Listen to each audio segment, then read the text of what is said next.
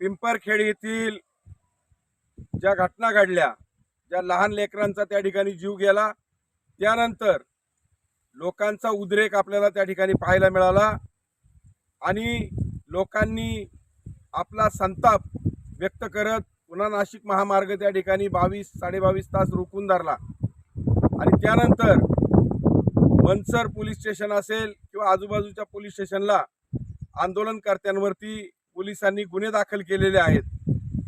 या गोष्टीचा मी या ठिकाणी जाहीर निषेध करतो। एका बाजूला निष्पाप लेकरांचा जीव जातोय, लोकांचा जीव जातोय, याची जबाबदारी कुणीच घ्यायला तयार नाही। ही जबाबदारी कुणाची आहे?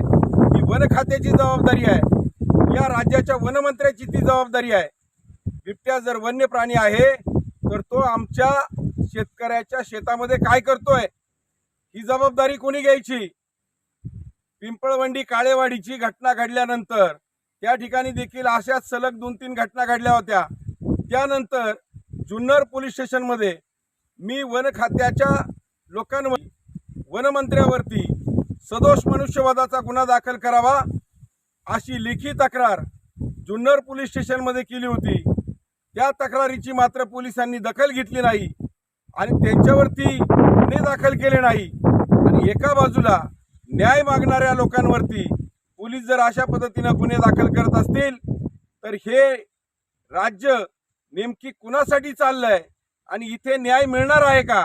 म्हणजे निष्पाप लोकांचा जीव जातोय याचं तुम्हाला काही घेणं देणं नाही आणि न्याय मागणाऱ्या लोकांवरती तुम्ही गुन्हे दाखल करताय आणि ज्यांच्यामुळं निष्पाप लोकांचा जीव जातोय त्यांना मात्र तुम्ही मोकाट सोडलेला आहे।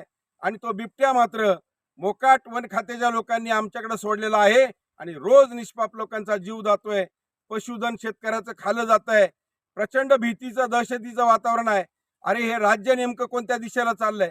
कायदा सुव्यवस्था नेमकी कशा पद्धतीने चालली आहे? हक्क मागणं न्याय हा गुन्हा झाला काय, असा प्रश्न मला या ठिकाणी या राज्यकर्त्यांना आणि या प्रशासनाला या ठिकाणी विचारायचा आहे।